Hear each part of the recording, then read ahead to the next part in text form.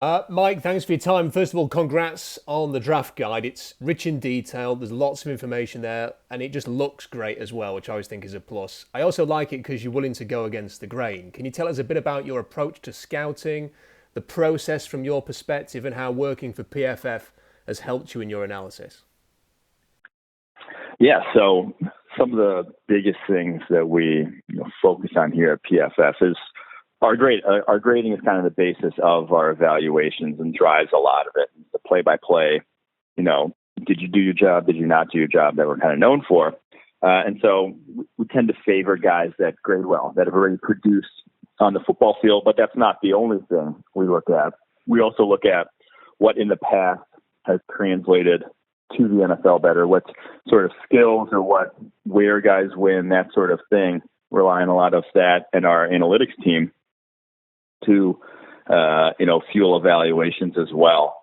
So we always say that we're not stuck in any one valuation method. We're willing to basically change with whatever the data tells us to follow or value whatever the data tells us to. So that's our approach, and it's trying to get better every single year. But the actual end evaluations are very much tape-based, are very much sort of my opinion based off of what all the tape, the data, the grading says.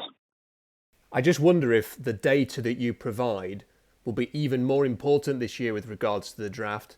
Presumably the analysis, the statistics, they're going to be even greater because there's no pro days, there's no official meetings, a team paying a lot of attention to the information that you are providing?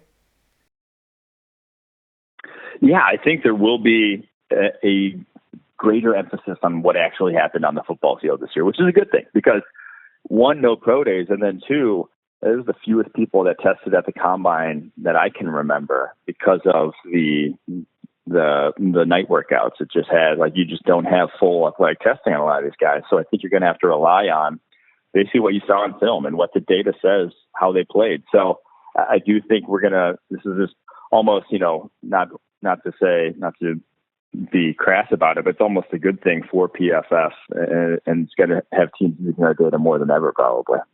Now, I'm fascinated by pressure percentage, pass rush win percentage, and I've heard teams such as the Seahawks reference those statistics when discussing players that they've actually drafted in the past.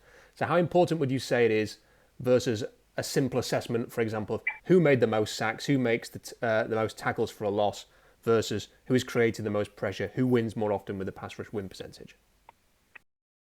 Yeah, I think the more you can evaluate at a granular level, like sacks, even the guy who has the most sacks in the NFL in a given season, it's only going to be 2% of his plays. 3% of his plays. You get 20 sacks, you play 1,000 snaps. That's 2% of your plays. Like that is such a small. There's 98 other percent. There's 980 other snaps in a season that you're just basically throwing out the window with that number. Now, if you get 20 sacks, there's a pretty good chance you're probably good. But at the same time, guys luck into sacks. Like those numbers can fluctuate based off of basically luck. And so what we're looking at is how did you do on every play and trying to say, did well, did all right, did your job, nothing special, did poorly, kind of trying to put a number to every single play.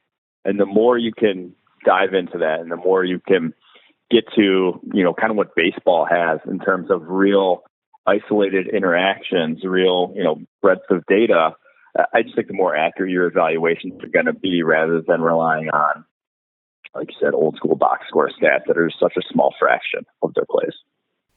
What do you make of this draft class then, Mike? What are your assessments of the strong positions in this class overall? I think there are two positions that are kind of head and shoulders above everyone else. And I'm sure everyone's heard that the wide receiver class is special. I am 100% in agreement with that. I think this is easily the best since that 2014 class I had. Odell Beckham, Mike Evans, Brandon Cooks, and then even guys in the second round like Devontae Adams and Allen Robinson. I think it's going to be that sort of year where just a ton of talented guys come into the league, and you're going to even find them in the second round as well. So I believe the wide receiving class is great, but then the offensive tackle class is sneakily one of the best I've seen. Probably since we started doing this in the 2015 draft, it's the best tackle class I've seen because for two reasons. One, it's that these guys are exceptional athletes, like the guys at the top, Mekhi Becton, Tristan Wirfs, Jedrick Wills, I'd even throw Andrew Thompson. They're all pretty freaky athletes, all tick a lot of the boxes you want to see at the offensive tackle position, and that they're all young. Like a lot of offensive linemen coming into the draft. Quentin Nelson out of Notre Dame was this generational prospect. He was already a senior. Like these guys are all juniors coming out, all the guys at the top, and have all played high-level football already, which I think is just rare with how steep the learning curve is along the offensive line. It's just rare to see guys come out early, be as good as they are, and be as athletic as they are. So I think the top of this tackle class is pretty special. I wanted to ask you specifically about a few players in particular. One player that I've struggled to understand the hype a little bit with is Caleb Chason. A lot of people talk about him as a top 20 lock, as one of the very best in the class. Yeah, he didn't test at the combine. His win percentage is pretty low. He doesn't have great length. There is a bit of an injury history there. I know that you also have some reservations. So what is your assessment of Chason?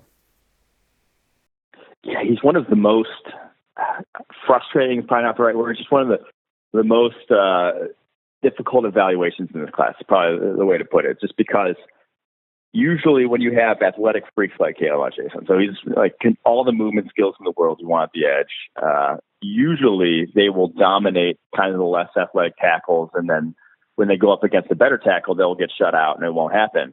But he was kind of just, every game he would get 2 or 3 pressures, whether it was against Andrew Thomas or whether it was against, an Ole Miss offensive tackle who had no business blocking him. He just was kind of consistently just slightly above average as a pass rusher and never really dominated, which is just weird. It's just odd to me that, he's shown the capability to beat the best tackles in college football. Like he has already shown that, but he has not dominated really anyone who had no game where he was just like unblockable and took over. So I don't know. I'm lower on him because we want to see that dominance. You want to see a guy like, you should be dominant in college competition. The tackles at that level are nowhere near what you're going to see in the NFL. So I just go back and forth. And the other thing is, I'm not sure people want to call him Daniil Hunter. And, the production wasn't there for Hunter, and then he broke out in the NFL. But Hunter was 6'5" with 35-inch arms. Like Chason has 31, I think, and a quarter-inch arms, like on the opposite ends of the length spectrum. I don't see him having that sort of ideal build for the edge that's all of a sudden going to turn around at the next level. So I'm just going to be lower on Chason than where he probably ends up getting drafted. On the other end of the scale, you've got someone like Curtis Weaver, gets after the quarterback, beats tackles off the edge, great stats, excellent short shuttle time at the combine. He seems quite underrated, doesn't he? Yeah, and I see why. Like he doesn't look the part. He doesn't move, so smoothly off the edge that you would expect, but like he continuously gets back to the quarterback. His 3-cone was exceptional for a guy his size. He won at the highest rate we've seen, any edge defender not named Chase Young in this draft class win at. And, he did it pretty much every single game. He dominated. Even when he went up against, Florida State this past season in week 1, he was dominating. Even when he went up against better competition, he still won at a high rate. So the only thing really holding him back right now is if it was the level of competition, he just didn't face enough good tackles for you to really feel comfortable about it. But I think I've seen enough in terms of back-to-back seasons of dominant play that I'm going to get on board with drafting him. He has a first-round grade from us here at PFF. Now, you posted an interesting tweet yesterday about Denzel Mims and the challenge in evaluating him. So what are the pros and cons with Mims, do you think? Yeah, so the Senior Bowl is a really, for me, I think, a valuable evaluation tool in that you get to see guys do things that they didn't do otherwise. And with Denzel Mims, he really ran this sort of static route tree that was a lot of goes and fades. And I think half of his targets last year were either goes, hitches, or slants, which is just probably the 3 most simple routes you're going to be asked around the NFL. It doesn't take a lot of advanced route running technique to run those routes. And that was basically what Baylor asked him to do because he was good at them and he physically could do that. But then when he did other stuff at Baylor, he just seemed lethargic. He ran his routes high, didn't look like a polished route runner by any means. But then he goes to the Senior Bowl and they asked him to do some different stuff, asked him to do some little different releases, and he dominates. Like, I had the best week, created the highest of any receiver there, highest we've ever seen from a wide receiver at the Senior Bowl. And it's just such a different player that it's almost like, which one do you want to believe? Do you want to believe these 3 seasons worth of game tape that are kind of just lethargic and leave you wanting more, or this, it was something like 14 reps in the one-on-ones that you get in the practice throughout the week. It's not a lot, but he absolutely, every single one was dominating. So it's a difficult, it shows he's obviously capable of some high-level wide receiver play, but which one do you trust? Do you trust the years of game tape, or do you trust that small sample size against probably some better cornerbacks there at the Senior Bowl? The last player I wanted to ask you about was Hunter Bryant. He didn't have an amazing combine, but he did test well in the 3-cone, which has had some historical importance. You have some of the top tight ends have performed well in that drill. What is his range within his class now, do you think, post-combine? Yeah, he's just tough because he gets open, and he's been productive at Washington every time he stepped on the football field. But he's 6'2", and he came in at 248 at the combine, and I think that's why he ran slow, because he definitely was not 248 pounds on tape. He looked more like a wide receiver there at Washington. And so the undersized sort of matchup weapon that was kind of coming in vogue for a while in the NFL, I think it's kind of gone, and people are realizing we'd just rather have another wide receiver on the field than this move tight end. And if you can't block in line, you're not really not really moving the needle for us. So he might be kind of a man without a position, but in an offense that would use him and would use a lot of 2 tight end sets with, one bigger tight end and then a guy like him, I think he can still provide a ton of value, because he's a crafty route runner. And yes, he ran slow at the combine, but I think he plays faster than that on tape. So I would trust what I saw. He's still the number 1 tight end on our board, but I think it's a pretty weak tight end class, and I wouldn't be touching any of these guys until about the 3rd round. I want to finish by getting your views on the Seahawks. Now, this is a team that came into the off-season with a major pass rush need, and that's going to only increase if Jadeveon Clowney departs. They have some other needs too. O-line could do with some more skill position players. What do you see when you look at Seattle? Yeah, I had been mocking them cornerbacks through and through just because of how bad their secondary was, but that Quentin Dunbar trade was a steal, so I think they're set there, at least early on. But yeah, defensive line. I mean, even locking down Jerron Reed, they still have a desperate need for pass rushing help. Their edge might be the weakest position it's easily the weakest position on their roster right now. It might be the weakest edge group in the entire NFL, which is what they have, what they're throwing out there. And I don't think they got Bruce Irvin back, right? I don't think he's really moving the needle for them there. So they really need help along defensive line, and then offensive tackle also. If you're throwing Cedric Boyd out at right tackle, it's going to be bad.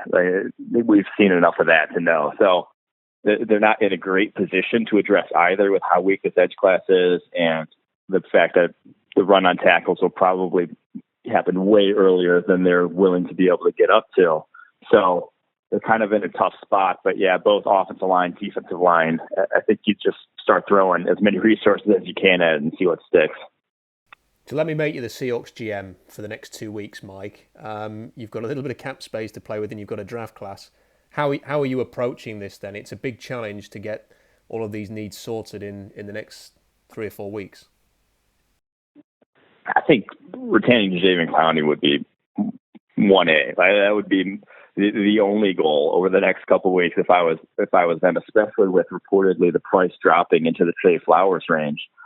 To me, I do that in a heartbeat. I know the knee is an issue and scaring teams off, but I do think that he is well worth that kind of money, even if his pass rushing sort of production has never matched the hype of a number 1 overall pick. He's never quite lived up to that, but he's still a good passer, still like the top 25 pass rusher in the NFL. So letting that walk out the door would just really put that roster behind the 8 ball, put that defense behind the 8 ball, and the defense predicated on getting pressure on opposing quarterbacks. So that would be one. And then after that, like I said, kick the tires on all these offensive linemen, find a way to protect Russell Wilson, because once you get Jadeveon Clowney in there, the defense looks like it'll be all right on paper, but you still can't have Russell Wilson facing the type of pressure he's faced in the past.